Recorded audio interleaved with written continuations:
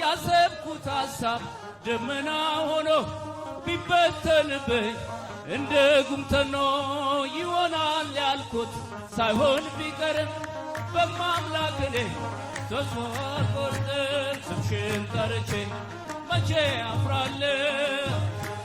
አመስግኗት በእውነት ሰይጣን ይፈር እስቲ ስሟን ጥሩት።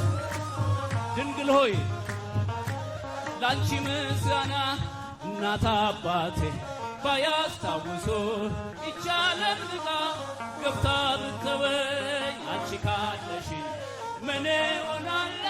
አውሎ ነፋሱ ባይሉን አልፋል።